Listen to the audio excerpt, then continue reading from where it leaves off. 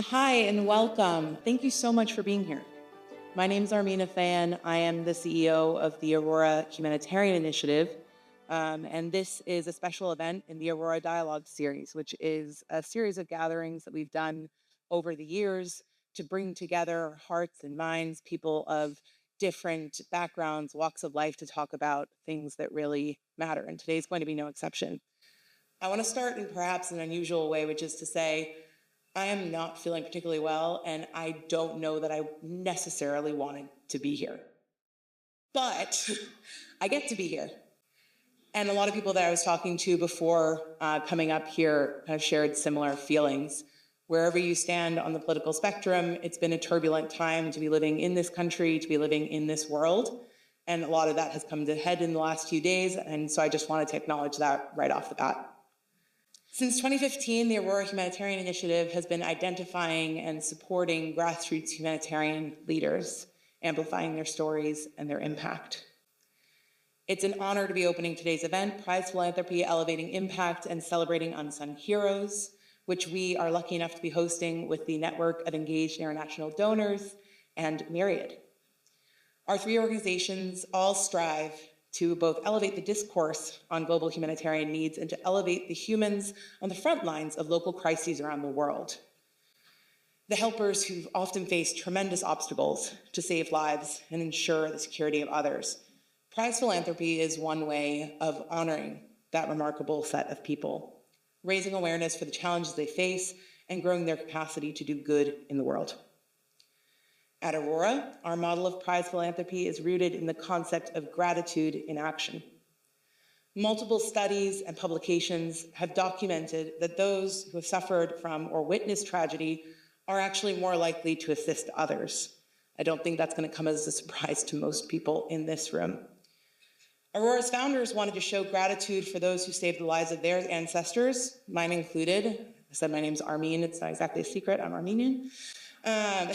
During the Armenian genocide. Tough to get a laugh and then say genocide right after. Just the hazard of this role. The establishment of the Aurora Prize for Awakening Humanity is that gratitude in action. Our philanthropic work and the grassroots humanitarian grants we provide through the Aurora Prize apply that gratitude directly to the local helpers, addressing pressing needs in the face of crisis and danger, so that they have the resources and tools to transform and save lives. By design, this creates a positive ripple effect of gratitude in action. A portion of the $1 million Aurora Prize each cycle goes to the laureate to fund and support their own work, while the majority of the prize is designated by the laureate to other grassroots humanitarians. That expands the cycle of giving and growing the circle of gratitude. Sadly, the need for gratitude in action for Aurora continues to grow. This is an organization, like many who are represented in this room, that exists to make itself redundant, and we have failed woefully at that mandate. The dangers to humanitarians grow in turn. Last year, the deadliest on record for humanitarians, with over 280 losing their lives in service on the front lines, and this year is shaping up to be even worse. Amidst the darkness and despair, humanitarian luminaries shine a light of hope. You will hear from panelists today who contribute to that light, and we are so, so fortunate to have this group here. From those in the philanthropic community, with conflicts to disaster-stricken zones, these individuals embody the very best of humanity. They give hope where hope is scarce, they offer relief in moments of crisis, and they often risk their own safety to protect the lives of others. And I can't think of people more deserving of our accolades. Once more, we all get to be here, and I thank you for all making that choice. Our moderator is Aurora board member Raffi Gregorian, and he's going to guide us through an engaging and thought-provoking discussion, and I hope it will inspire you all to put your own gratitude into action to uplift grassroots humanitarians worldwide. We are grateful to be joined by our partners at Need and Myriad, and by leading figures from the philanthropic and humanitarian sectors. I really hope that everyone gets to mix and mingle, because I think there will be a lot of exciting conversations had this afternoon. I'd like to take a moment to share a brief video about the Aurora Humanitarian Initiative, after which you'll hear from Karen Ansara, board chair of Need, and Kadi Silya, director of Africa Myriad USA. Thank you all for joining us. Thank you for being a part of our Aurora community and this important conversation. Thank you. The Aurora Prize for Awakening Humanity is the flagship program of the Aurora Humanitarian Initiative. that seeks to address humanitarian challenges around the world. The prize is a global humanitarian award that recognizes and supports individuals who put themselves at risk to save the lives, health, or freedom of those suffering as a result of violent conflict and major human rights violations. Each Aurora Prize laureate is given $1 million and an opportunity to continue the cycle of giving by allocating the majority of their prize money to help the most destitute. This approach helps the initiative create a ripple effect that has impacted the lives of over 3.2 million individuals across 56 countries and territories, facing war, displacement, conflict, persecution, and other humanitarian issues. Aurora exemplifies the concept of gratitude in action, celebrating the power of the human spirit that compels one to act in the face of adversity for the benefit of others. Good afternoon, everybody, and thank you for being here for an inspirational occasion, which I think we all desperately need. When this event was being planned a couple months ago, I bet no one would have imagined what we have been through in the last 48 hours. But it seems to me that being here together is really opportune this week, because we're here to recommit ourselves to the welfare of all people in this country, all people around the world. We're here to recommit ourselves to be defenders of democracy and defenders of human rights and true humanitarians at a moment when the world needs to hear our voices the most. The Aurora Humanitarian Initiative and Myriad and Need all have the mission of amplifying support for humanitarians all over the world.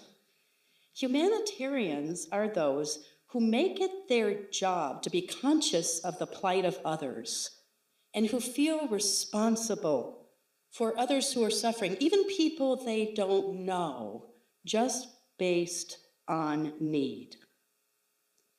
Everyone in this room here is a humanitarian because we feel responsible for supporting everyday humanitarians and often unsung heroes like surgeons who are working in the midst of war, or community health workers who are carrying life-saving vaccines to the last mile, or teachers who are teaching girls clandestinely in basements in Afghanistan, or human rights defenders who are protecting the right to voice and dissent, or everyday humanitarians like the citizens who are pulling their neighbors out of the rubble, or everyday humanitarians like aid workers who are delivering food kits to people who are on the verge of starvation. Think of all the humanitarians you support. I bet it's an impressive group, just by virtue of who you are in this room. That makes you an everyday humanitarian.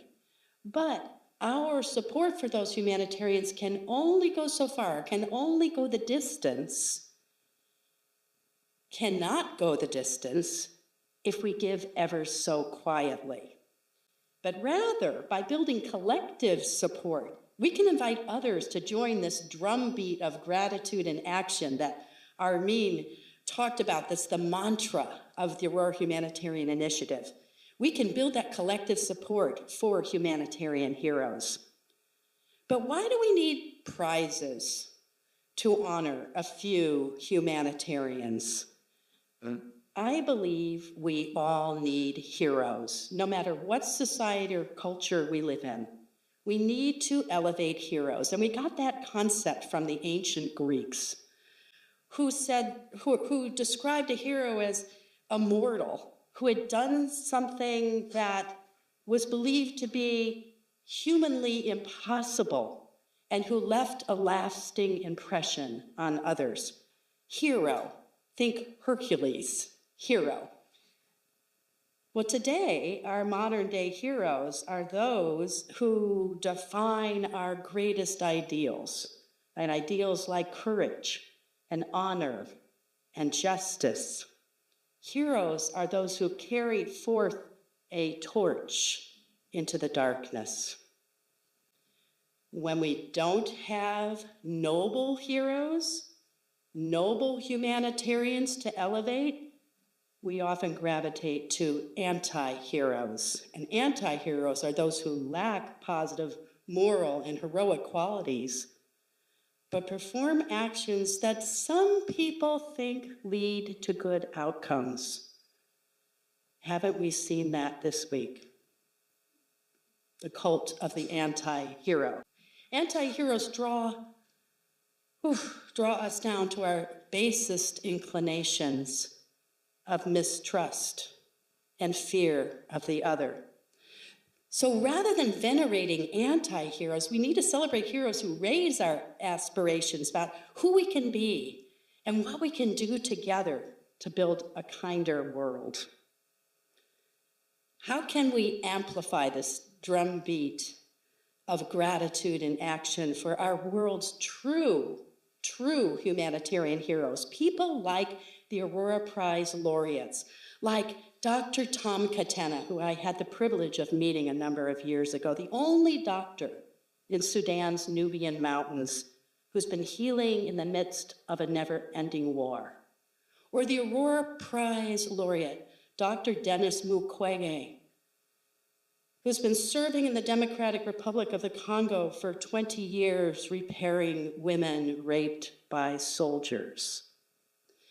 Or the hero who was honored this spring, a nominee, Nasrin Sotoudeh of Iran, who's been repeatedly imprisoned for standing up for dissenters and activists and women who refuse to wear the hijab. The best way I know how to elevate today's humanitarian heroes is through the power of community.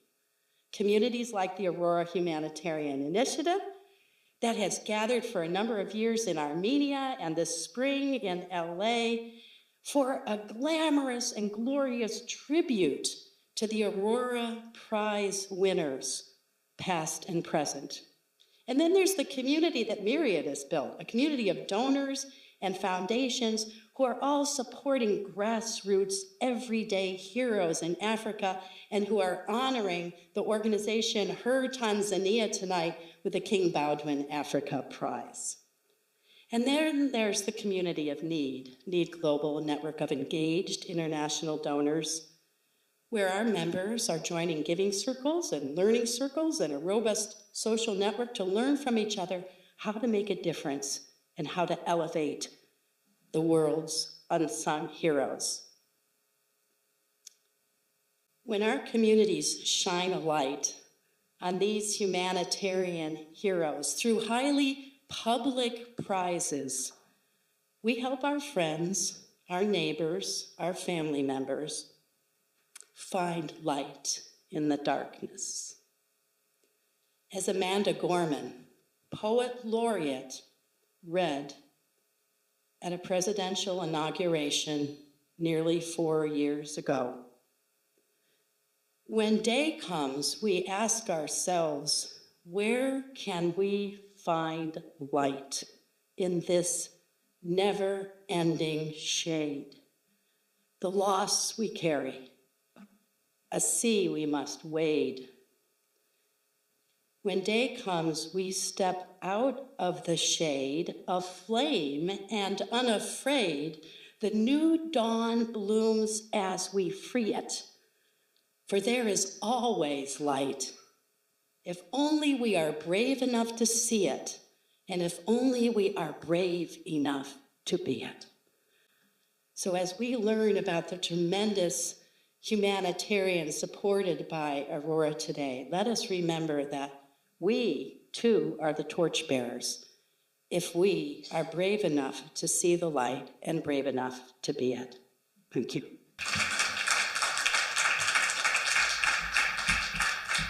I think I'm tall enough. Okay. Hi, everyone. I don't know how to follow that up, so lower your expectations. I'm Kari Silla. I am a director for Myriad USA. at Mirrored USA, I should say, for Africa. And for those of you who don't know Mirrored USA, we are an intermediary that works with US donors that are interested in supporting social initiatives around the world, but are not interested in having their own family foundations to do so. So we work mostly with individual donors that are passionate about social justice, equity issues outside of the US, and serve as an intermediary for them. Similarly, we also work with incredible social entrepreneurs across the world. I oversee the Africa portfolio. I am African, so I have the double privilege of working in philanthropy and also working with my people to see innovations taking place every single day by leaders like Lydia Charles Moyo, who we'll hear from in a minute. So that's Myriad. There's a lot happening in the world.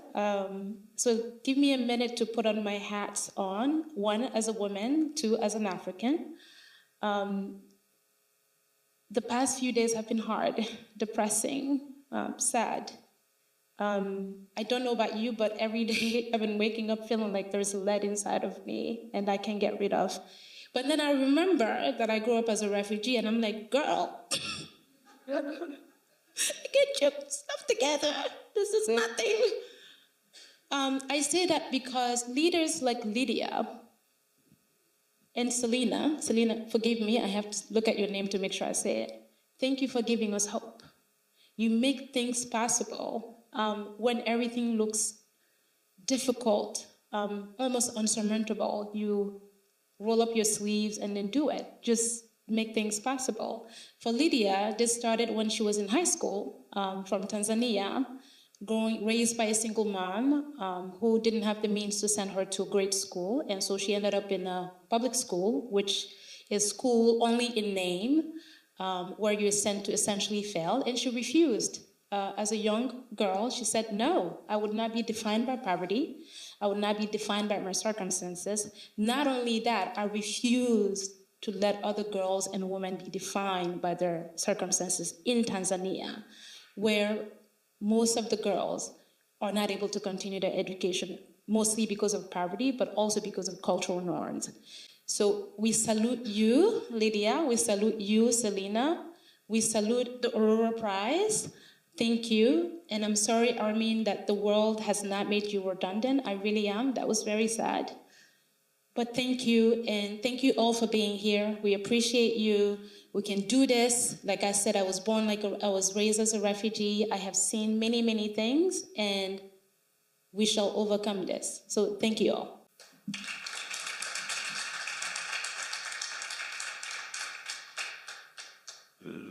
I'd say good afternoon, but it's starting to look very dark outside. But anyway, good afternoon. And thank you to Armin and Karen and Kata.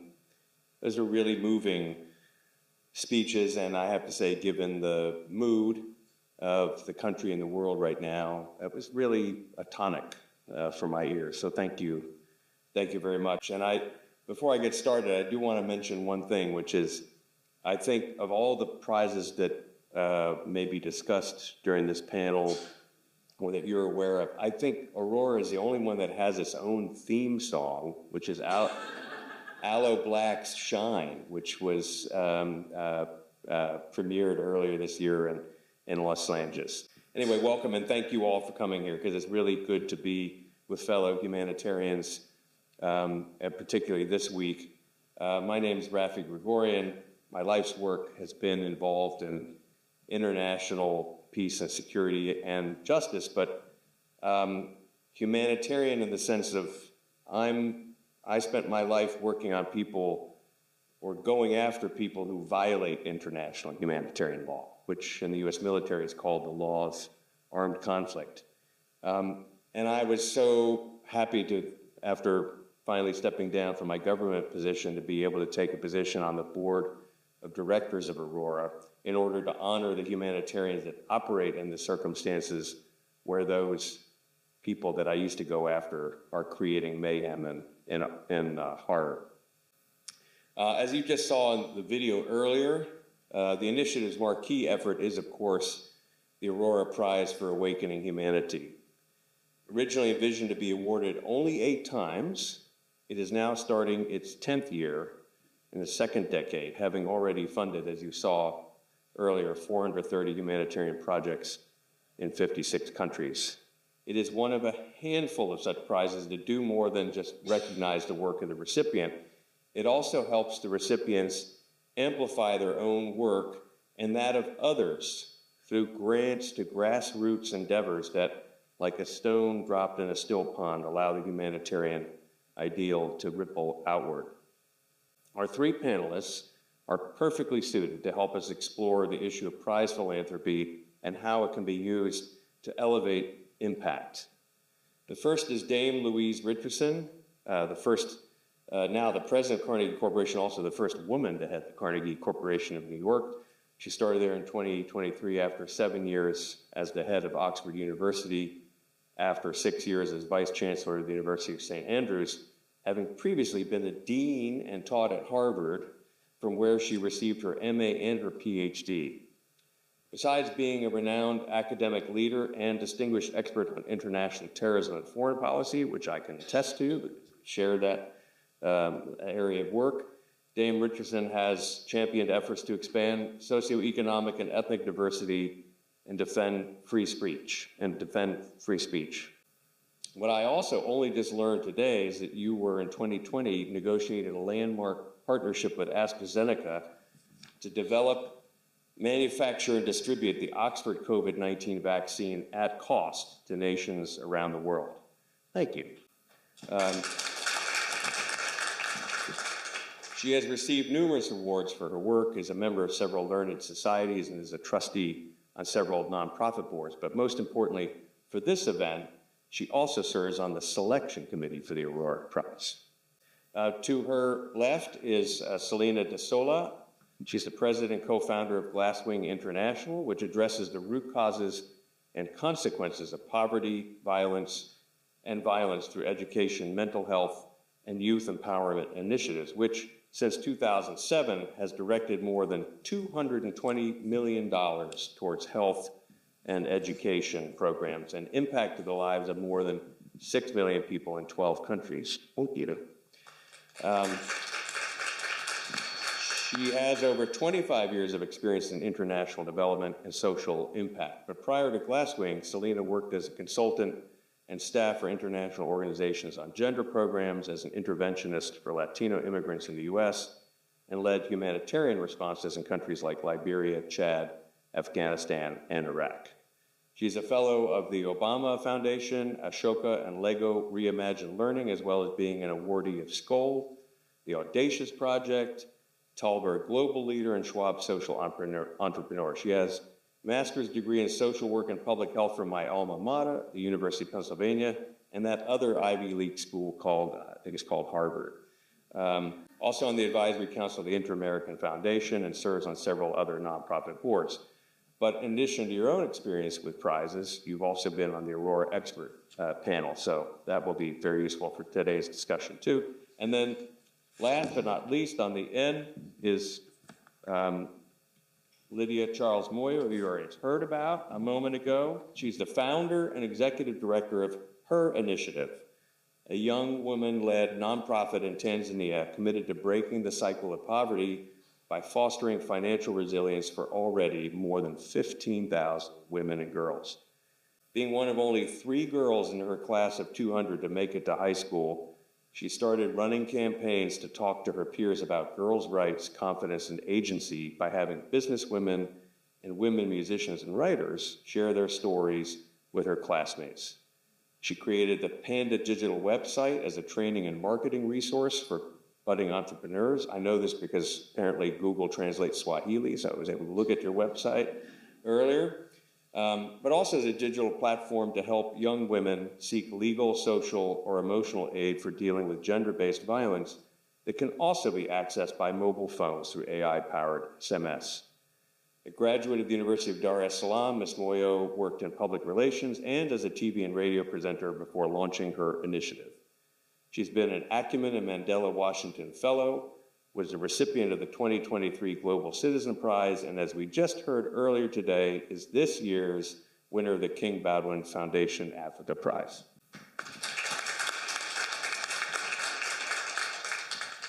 So the topic is, like a game show, this is going to be prize philanthropy. Let's get started with a basic question about what is the point of prize philanthropy. Karen, you discussed this a little bit earlier and kind of stole our thunder, but does it elevate the work being done in the field? When you think of successful examples of initiatives and efforts, what comes to mind? So we'll start on this round with you, Louise, and then we'll work our way down. Well, good afternoon. Oops. Here you go. Thank you. Good afternoon. It's a pleasure to be here. Yes, I do think prizes elevate the work being celebrated. I think people respond to stories, to narratives, to individuals that they can relate to. So I do think having a prize humanizes the issue. One of the many nonprofit boards I sit on is the Booker Prize Foundation, and there we can actually measure the impact of the Booker Prize. You measure it in book sales, and you measure it in the transformation of the career of the author who receives the prize. I think prizes can also foster innovation. There's a long history of this. In 1714, the British Parliament created the Longitude Prize, and that prompted a clockmaker called John Harrison to develop a chronometer which solved the problem of measuring longitude at sea, which proved to be enormously important. But I think prizes also, they draw attention, they broaden awareness. The French have this lovely expression, pour encourager les autres, to encourage the others. And at Carnegie, we have the Carnegie Medal of Philanthropy that we give to philanthropists every couple of years. And again, that's to draw attention to people who are extraordinarily generous, but also to encourage other people to be as generous.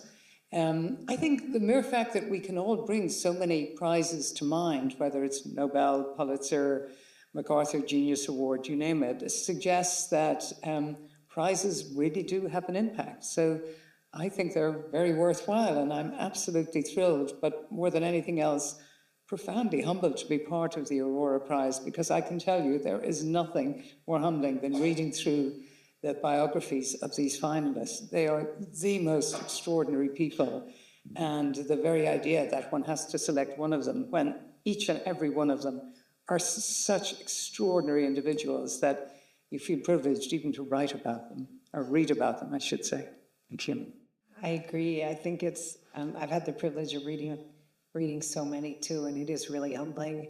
I will echo what you said about innovation. I think it does. Prizes enable you to do things in the organization that you otherwise wouldn't be able to do because perhaps funding is restricted to a project or to something very specific. I love the kind of the vision of this prize that I haven't seen others like this, where, and you explained it in the beginning, Raffi, where you're given a prize to then support other organizations and other colleagues. And I think already it's so hard to really acknowledge and recognize so many heroes doing incredible work. And the fact that this prize is a prize so you can support other organizations that you admire, that you've learned from, that you continue to learn from, and help elevate other people as well, I think is amazing and really unique, because sometimes some people receive one prize and then another and then another, and this is different. This really elevates in a way that is about collaboration, solidarity, and elevating the collective, which I think is amazing. I'm not very far from what they have shared. I totally agree on the innovation part. But for me, I think prizes are important. One, because they make people who are not seen be seen.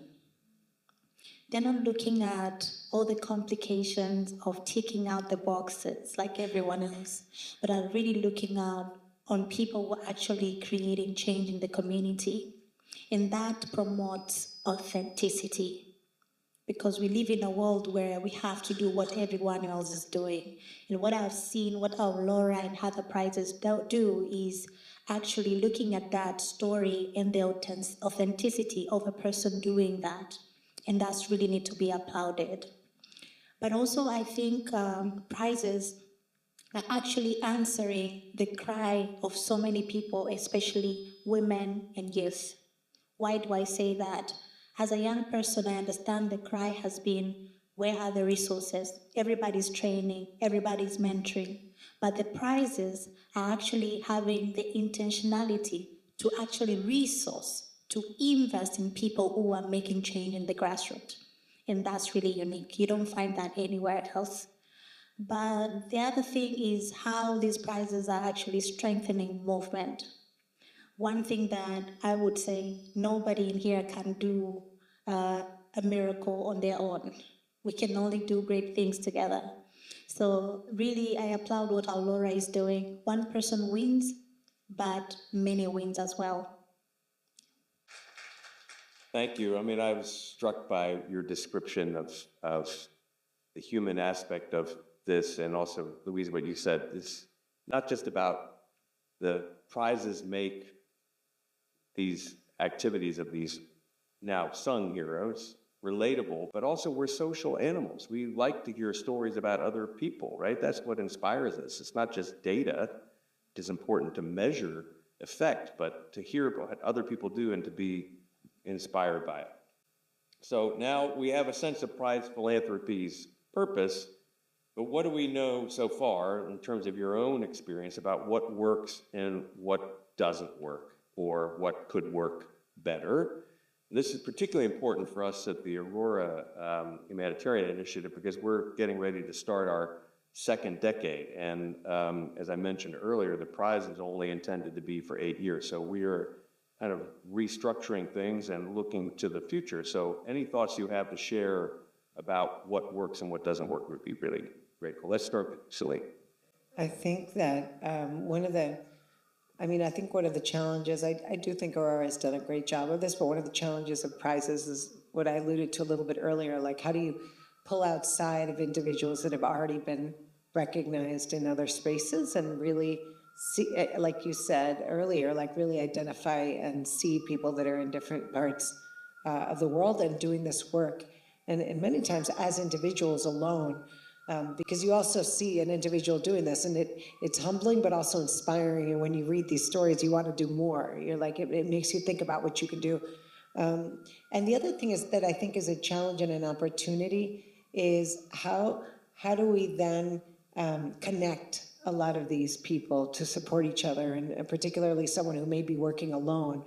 For the surgeon you mentioned earlier, that's working in Sudan. So how do we connect people to more resources, whether they're financial or just support, or even just support generally? I think that that's really important in such a crisis of leadership and these amazing people that are leading in countries and communities. I think that connecting the awardees and the laureates, I think, is really important, and perhaps we try, but it's really difficult to do it.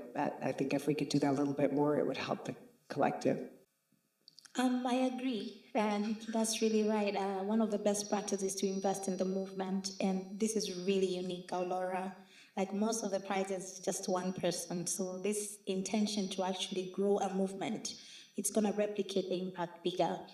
But another thing that I think it's really good for prizes is to continue looking for people who are really making change in the grassroots.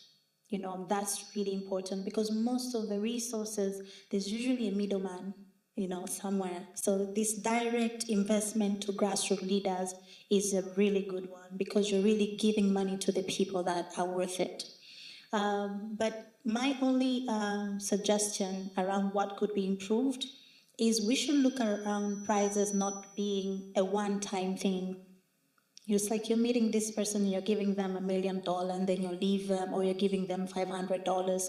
How do we actually continue building their visibility? How do we actually continue connecting them to other people who can resource or support them in many other ways, even if it's not just the prize money, but in terms of connections, in terms of learning and expertise?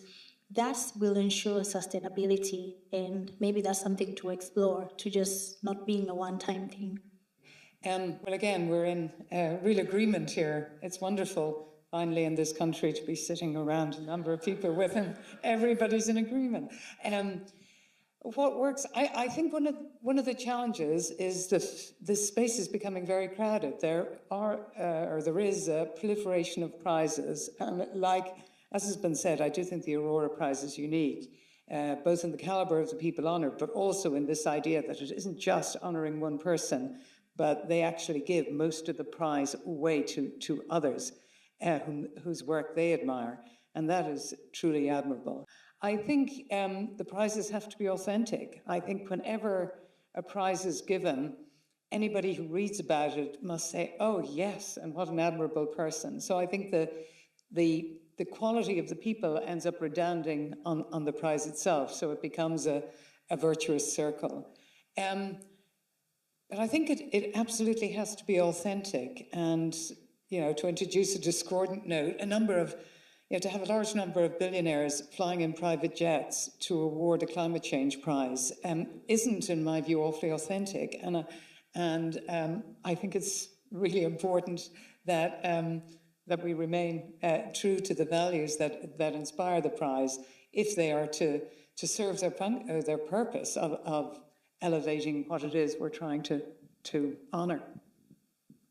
Great, thank you, Louise.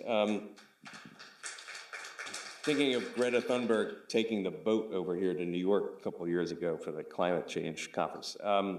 So connectivity, helping amplify grassroots work, and then also the idea of multi-year programming. And that is actually something that Aurora is adopting, which is to let the grants play out over the course of a couple of years, the ones that the recipients determine for the other organizations. So that helps sustain the effort. And also reframes things in terms of thinking about how to support a grassroots organization that may not be able to absorb a lot of money in one fell swoop as well. The last question is with respect to today's multiplicity of world crises and challenges. So how can we envision the future of the philanthropic sector? You mentioned earlier, Louise, just a moment ago about the crowding of the space. Is there some way we can not only safely support and honor these unsung heroes, but also harness their example to inspire others to step up in ways big and small? Do you have any final thoughts on that? I think the way forward is also to actually create more of these prizes because it's very competitive. I believe you get hundreds of applications of really quality candidates and you're struggling to find winners. So maybe we need more people with the intention of actually supporting so that everyone who's worth this prize, they get to get it, But another thing that I think is really important for the prize is to be intentional in terms of sectorial. Because now I know there are many issues affecting the world, but there are issues that are really critical. So having all the prizes, seeing all the issues could be difficult, but maybe we need to have a special eye on education, on women and girls, on technology, on war and peace, so that we are able to actually tackle all the issues that are needed. And lastly is to actually bring everybody together, and see the work that is being done. To be honest, if you asked me last year, I'll tell you I would never think I'll be sitting here. Because how will I be able to travel to the United States and sit with all these important people in the room? It's entirely impossible for most girls or youth or women in the grassroots. But because it is happening, so how do we make sure the ones that cannot access us, we access them? Because literally us accessing all of you is difficult, but how intentional are we to actually make sure the word is getting out there? Because most of the prizes also are depending on referral. So if I've not been to all the global spaces and meetings, who knows me? Who's going to recommend me? So at the end of the day, maybe we'll get the same people getting prizes. But if we start now getting intentional, where do we find these people that are not seen? We will be sitting here with girls, women, youth, and great people who are doing incredible work in the society. And I think that's important. Yeah. Thank you. I was thinking about one of the unintended consequences of COVID. Well, there's no intended consequences. One of the consequences of COVID, at least for my work at the UN, was being able to use video teleconferencing. And I used to run these civil society roundtables, which this allowed us to reach a much more diverse and more grassroots organizations, although limited, of course, by access to the internet and so on. But just open whole new avenues for us for doing that. One of the things I think that I like about the Aurora Prize is also, unlike the Nobel Prize Committee, which sends out nominations to 3,000 people, these are open to everyone. Anyone can nominate anyone. Doesn't mean you'll win, of course, but it allows access to those people that we want to elevate, which are the unsung heroes. But I know that, Louise, you mentioned earlier when we were speaking that you just came from a meeting of other philanthropists about what's going on in the sector now, so we'd certainly be interested in your thoughts on that. Thank you, Raffi. Well, yes, I've spent the last several hours at a meeting of presidents of foundations to discuss how do we collaborate and respond to the events of the past few days, which are a cause of considerable concern because, of course, we have many grantees who are on the front line of helping particularly migrants, but a whole raft of other people in this country that we're quite worried about. I do think this is a challenging time for philanthropy in this country particularly. I think people on the right are concerned that philanthropy just supports left-wing causes, and people on the left say philanthropy is just a way for rich people to hide their money. And I think there's an element of truth in both those charges, and I think we have to be reflective and introspective about the criticisms leveled at us. And I think the best defense against them is just to be true to our values and true to finding the people out there who are helping others and enable them to do more of their work. Ultimately, I think that philanthropy is changing. I would say the philanthropic sector in this country is the envy of the world. It's facilitated by the tax system, but even aside from that, the generosity of Americans really is unrivaled. So I think those of us who are interested in encouraging more people to be philanthropic so we can have more prizes, we can fund more people with, say, the Aurora Prize, is to point, you mentioned, Alfred Nobel. Well, this was a chemist who developed dynamite, but we remember him, or we think of him now as funding this great Peace Prize, or the Pulitzer Prize is such an honor for any journalist, and this is from a man who made his fortune on yellow journalism. So it is a good way to launder one's reputation. But there are other new entrants to the field of philanthropy who are upending it, and I'm thinking here of somebody like Mackenzie Scott, who's giving grants in an entirely different way, just really unsolicited large grants to do with as the grantee chooses. So I think we're seeing something of a democratization of philanthropy with more influence given to the grantees, a greater role in grantees in making decisions. And I think that of course, is healthy. So I do think philanthropy, and my peers are exceedingly nervous at the moment, but over the medium to longer term, I think we have a very bright future. But I just think we need to encourage more people to do what the man who founded my foundation, Andrew Carnegie, did. I mean, he resolved to give away all his money by the time he died. He wrote a book called The Gospel of Wealth, in which he argued that the man who dies rich dies disgraced. And I have given a present of this book to quite a number of people. It's made them very uncomfortable.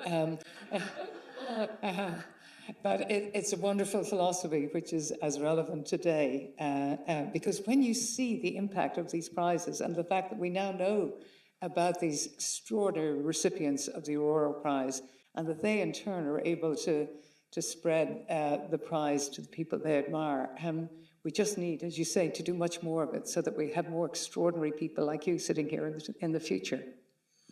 Céline?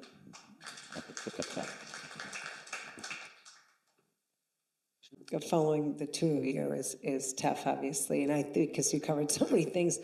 I think one thing I will say is I think that we have to start younger. And I think that if we can engage people when they're younger, if we can engage kids, even if they can't necessarily be philanthropists when they're little, I think just the engagement and community service and civic engagement can be done pretty much everywhere. And in the countries we work in, we find that that's a really exciting space. And we see that, you know, even when you do participate in a program, then you want to become a part of it later. And I think encouraging that, and even thinking about amplifying this concept of prizes to different contexts and levels, I think is really exciting. It doesn't always have to be $1 million, but how do we start acknowledging and recognizing, you know, just basic, they're not even basic, right? Just like smaller, just acts of generosity, solidarity, and civic engagement, because I think that's just a way to go broader, and it's so important, I think, globally now to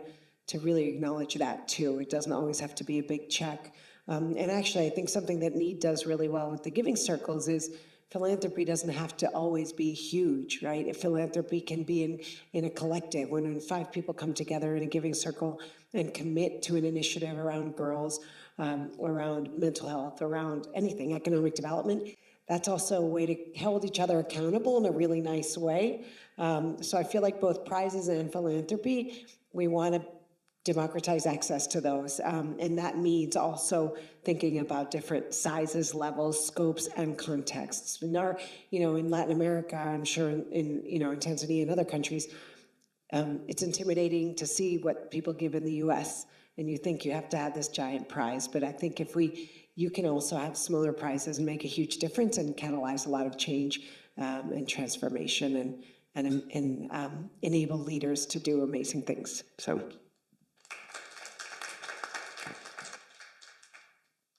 Thank you.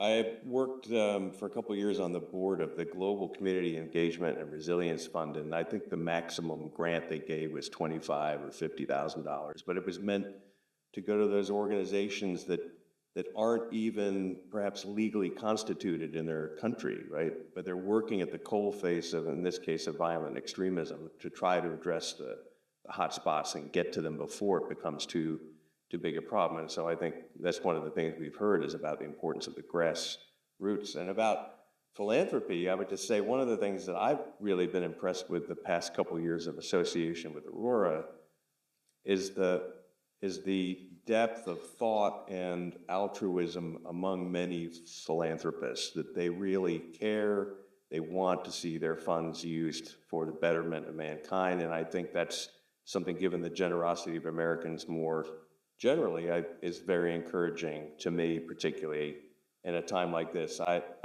will talk about it perhaps later as well, but I'm reminded of I think it was called the American Committee for Relief of Armenia and Syria, which was originally established during World War I, 1915, in response to the Armenian genocide. That led to the creation of the Near East Foundation. But in the meantime, they raised something like, at the time, $120 million in aid, which today is over $2 billion, which is really reminiscent of the kinds of responses you see to situations in, say, Ukraine or earlier in Bosnia and other places. But it's so irregular because there didn't see the same kind of popular response in the US to Rwanda. Horror at it, but not the kind of mobilization of resources, say, from 100 years ago or more recently in Ukraine. The other thing that I found very heartening recently was to walk down the street here in New York and see one of the bus stops. They have those advertisements there, and I saw an ad for the old UNICEF box. So you were talking about the importance of getting people involved younger, and also sort of maybe crowdsourcing or just community-based. Those little orange boxes that the kids bring in Halloween, they ask for 5 cents or whatever when you're trick-or-treating. It's a way to get young people involved early on in that sense. There was also the March of Dimes here earlier in the United States, but the UNICEF is the one I think that kind of comes to mind easily on that. Anyway, I think with that we can draw an end to the panel discussion.